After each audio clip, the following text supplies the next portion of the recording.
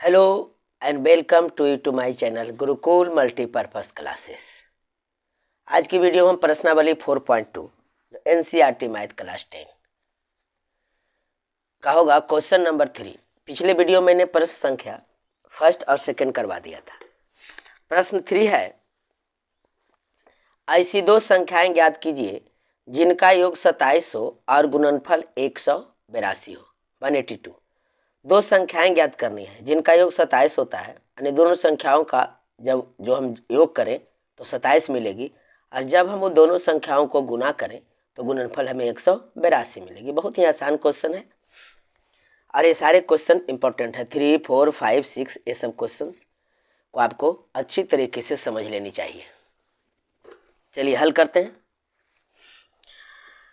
चूंकि द्विघातीय समीकरण वाला चैप्टर है तो माना पहली संख्या x मान लेते हैं। माना पहली संख्या को मैंने x मान लिया तो दूसरी संख्या हो जाएगी, दोनों का योगफल जब 27 है तो दूसरी संख्या हम लिखेंगे 27 माइनस x। समझ लीजिए कि दो स्टूडेंट है, दोनों दोस्त है और 27 रुपया उसे जमा करनी है। कितने जमा करनी है? 27 रुपया। इसमें से पहला दोस्त कहता है कि मैंने 10 रुपया जमा कर दिया, तो सेकंड दोस्त को 27 माइनस 10 यानी 17 रुपया जमा करना होगा। तो हम 17 डायरेक्ट ना बोलेंगे, क्योंकि इस प्रकार का हमें समीकरण बनाना है। क्योंकि 10 की जगह मैंने क्या माना हूँ? x, तो यहाँ x कर देंगे 27 माइनस x। ये हो गई दूसरी संख्या। अकॉर्डिंग टू क्वेश्चन है प्रश्न से कि दोनों संख्याओं का गुणनफल, यह लीजिए गुणनफल कर दिया मैंने, इंटू कर दिया, बराबर कितना है? 182। 27 को x बार जब हम गुना करते हैं तो 27x हमें प्राप्त होती है, प्लस माइनस गुना हुआ माइनस x गुने x बराबर x स्क्वायर बराबर 182। सबको हम एक तरफ भेज देते हैं। सबको हम एक तरफ जब भेज देते हैं या बाईं ओर ले आते हैं तो ये तो माइनस में है एक्स स्क्वायर। चलिए इसको उधर भेजता हूँ, इसको उधर भेजता हूँ तो माइनस एक्स स्क्वायर है, दाईं ओर जाके हो गया प्लस एक्स स्क्वायर, प्लस में 27x है, दाईं ओर गया माइनस 27x, और 182 तो दाईं ओर है ही, जो कि प्लस में रह ही जाएगा, बराबर 0। X square minus 27x plus 182, हमें इसी का गुणनखंड निकालनी है। इसका गुणनखंड निकालने के लिए हमें क्या करना होगा? पिछले वीडियो में मैंने भी बताया कि इसका गुणनखंड निकालने के लिए 182 को हम क्या करेंगे? अभाज्य गुणनखंड निकालेंगे। क्योंकि 182 हमारा अचर राशि है और एक्स स्क्वायर का गुणांक 1 है, तो 1 को गुना करेंगे 182 से तो 182 ही आएगी। जब हम इसका गुणनखंड निकालते हैं, 2 9 18 2 कहीं 1 13 91, 7 दूनी 14, 14 13 में हम देखते हैं, 14 में से 13 गया तो 1 बचेगा, 14 में से 13 गया तो 1 बचेगा, लेकिन हमें 27 लानी है। अगर दोनों को जोड़ते हैं -14 -13 करते हैं तो -27 आ जाता है। तो -14 और -13 कर लेंगे। लिखेंगे एक्स स्क्वायर माइनस 14x और माइनस 13x। एक अलग बात है कि 13x पहले भी लिख सकते हैं और 14x बाद में भी लिख सकते हैं, कोई फर्क नहीं पड़ेगा। 182 बराबर 0। ये दोनों में कॉमन हमारा x मिल रहा है, यहाँ से 14 आ गई, -13 कॉमन ले लेंगे तो यहाँ x बचेगा, यहाँ से -14 हो गया। चूँकि हर हाल में जो यह टर्म आती है यहाँ भी वही टर्म आनी चाहिए, बराबर 0।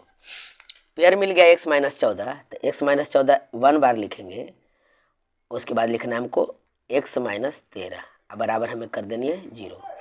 x -14 बराबर 0, यहाँ है x -13 बराबर 0।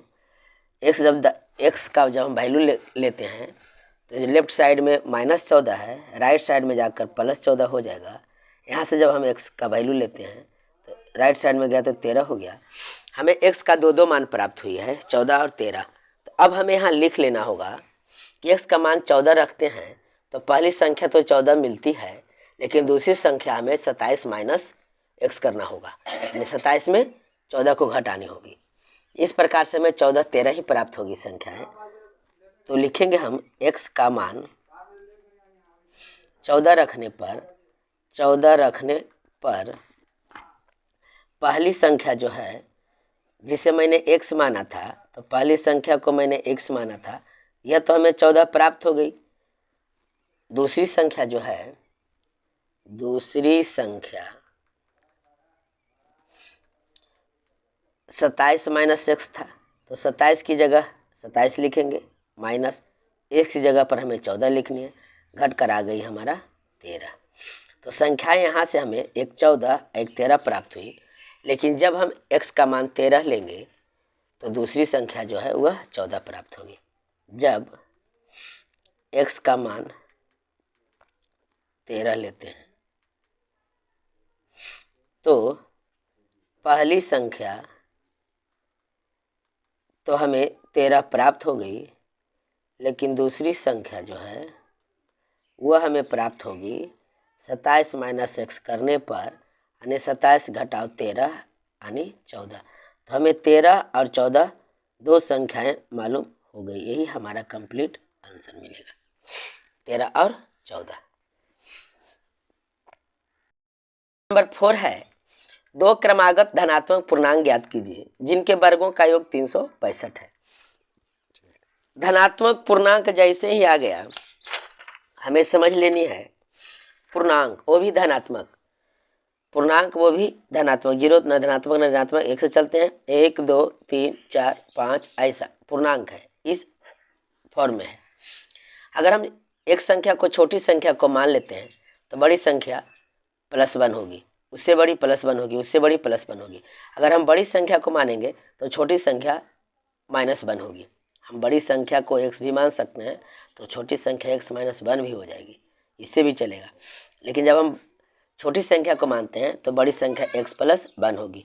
लेकिन आप सीधा सीधे ये समझिए कि जैसे क्रमागत धनात्मक पूर्णांक दिया रहे तो पहली संख्या को x मानेंगे तो दूसरी संख्या x + 1 हो, आसानी से बन जाएगा।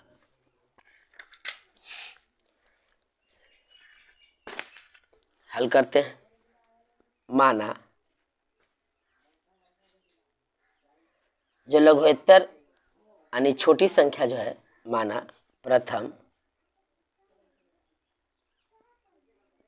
छोटी संख्या मैंने x मान लिया, संख्या जो पूर्णांक में है x मैंने मान लिया। दूसरी जो इससे बड़ी होगी, दूसरी बड़ी पूर्णांक पूर्ण संख्या को कितना माना होगा, 1 + x होगा ही, उससे एक बड़ी होगी। प्रश्न से अकॉर्डिंग टू क्वेश्चन चलना है। अब कहता है कि दोनों के वर्गों का योग, दोनों के वर्ग, पहली संख्या का वर्ग और दूसरी संख्या का वर्ग, इसका योगफल कितना हो जाता है, तो 365। इसी को हल करना है। x² + a + b का होल स्क्वायर, a² + 2ab और +b² बराबर 365। x² जुट गया तो आ गया 2x² जोड़ 2x1 को गुना करेंगे तो 2x + 1 का स्क्वायर 1 आएगा बराबर 365। इसको अंदर डाल लेंगे, 2x² + 2x + 1 - 365 बराबर 0। एक में 365 को घटा देनी है तो 2x² + 2x घट कर आ गया -364 बराबर 0। दो अगर कॉमन ले ले तो हमें समीकरण को हल करने में सुविधा होगी, तो दो कॉमन ले लेते हैं। x² + 2x माइनस 2 से भाग इसको करेंगे तो 182 बार में कटेगा बराबर 0। ये जो दो कॉमन में है दाईं ओर गई तो 0/2 हो जाएगा, इसका मान कोई अर्थ नहीं रखता है, तो अब इतना का ही हमें निकालना होगा। या तो आपको समझने के लिए मैं कर भी देता हूँ, x² + 2x - 182 बराबर 0, यहाँ गुना में है, इधर आके बटा में हो गया, तो x² + 2x - 182 बराबर क्या होगी, इसका मान 0। अब 182 का हम निकाल लेंगे अभाज्य गुणनखंड, 182 का अभाज्य गुणनखंड 182 का।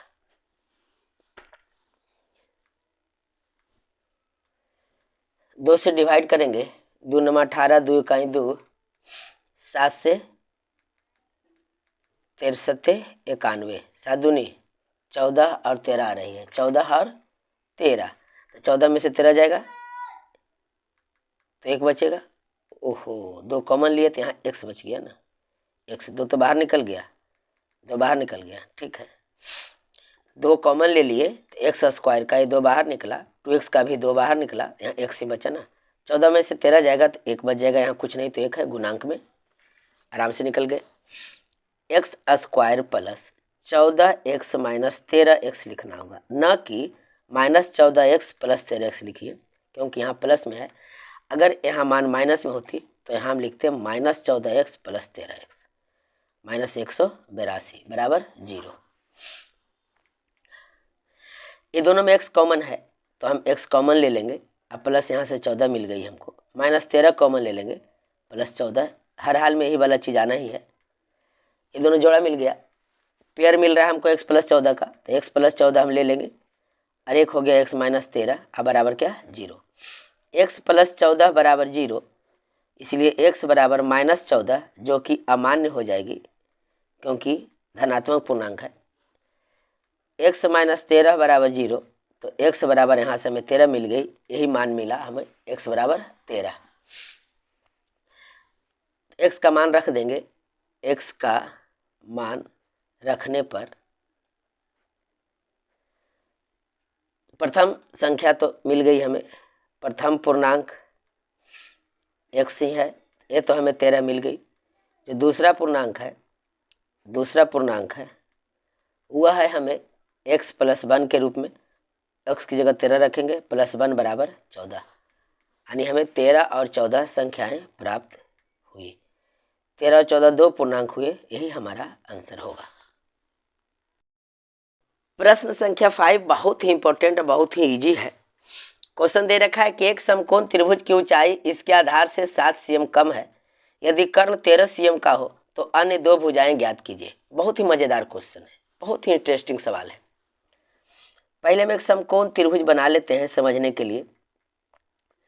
एक समकोण त्रिभुज बना लिया, इसका नाम दे दिया ABC, B हमारा समकोण है। हिपोटेनस कर्ण जो है वह 13 cm दे रखा है, ऊंचाई जो है आधार से 7 cm कम है।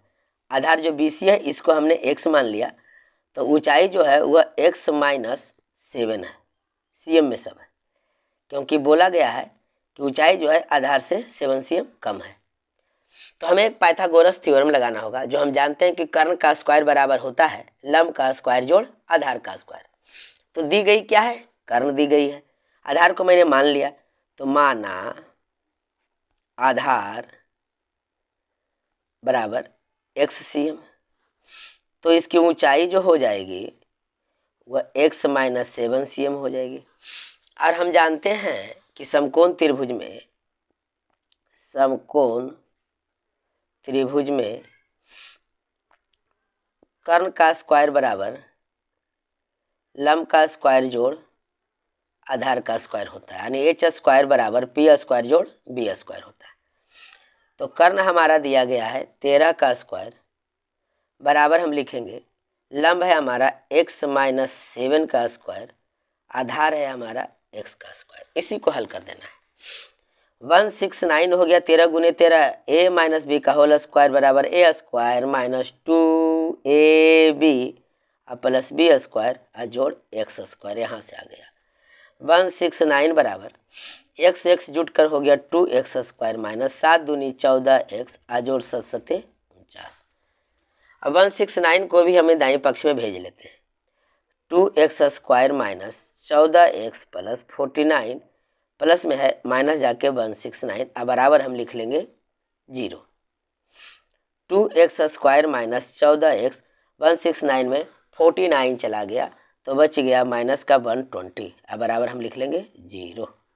दो हम अगर कॉमन ले लेते हैं तो x स्क्वायर यहाँ से 2 सत्ते 14 7x, अब माइनस 2 छक्के 12 60, अब बराबर क्या 0। हमें बच गई x square minus 7x minus 60, क्योंकि 2 गुना में है, जो राइट साइड जाएगा तो बटा में हो जाएगा, तो 0/2 का मतलब ही होता है 0, तो हमें इतना का मान निकालना है। तो हम 60 का जब गुणनखंड कर लेते हैं, अभाज्य गुणनखंड, तो 30, 15, 25, 7 आना चाहिए। तो हो रहा है 3 दूनी 6 और 5 दूनी 10, नहीं, 4 तिया 2 दूनी 4, 4 तिया 12, 2 दूनी 4, 4 तिया 12, 12 में से 5 गया तो 7 होता है। तो 12 5 का हमें मिल गया। लिखेंगे -12 + 5, तो x स्क्वायर -12x + 5x और -60 बराबर 0। ये दोनों कॉमन मिल गई हमें x -12, जोड़ 5 कॉमन ले लेते हैं तो x -12, तो 12 × 5 = 60 बराबर 0। x -12 पेयर मिल गया है, जोड़ा मिल गया है, तो एक ही बार लिखेंगे, एक लिखेंगे हम x + 5 यानी ये वाली बराबर 0। x -12 बराबर 0, तो x बराबर यहाँ से 12 आ गई, x + 5 बराबर 0 यानी x बराबर -5, जो कि अमान्य होगी। किसी भी त्रिभुज की भुजाएं माइनस में नहीं होगी। तो हमें x बराबर 12 मिला। x का मान हम रख देंगे, आधार हमको मिल गया, आधार हमको 12 cm मिल गया। x का मान रखने पर त्रिभुज का आधार जो है वह हमें 12 cm प्राप्त हो गई। अब हमें ऊंचाई ज्ञात कर लेनी है। तो ऊंचाई कितना था, x - 7 था, x हमारी 12 ही है, घटाओ 7, 12 में से 7 जाएगी तो 5 cm होगी। यही हमारा 5 cm और 12 cm आंसर मिला। 5 cm और 12 cm। 12 cm हमारा ऊंचाई है, आधार है, और 5 cm हमारा ऊंचाई है, क्योंकि कहा ही था कि आधार से 7 cm छोटा है ऊंचाई। देखिए तो 12 में से 7 जाएगा तो 5 बचेगा ना, यही हमारा कंप्लीट आंसर मिलेगा। अगर मेरे चैनल पर नए हैं तो सब्सक्राइब करें, बेल आइकन को दबाना ना भूलें। मिलते हैं नेक्स्ट वीडियो में।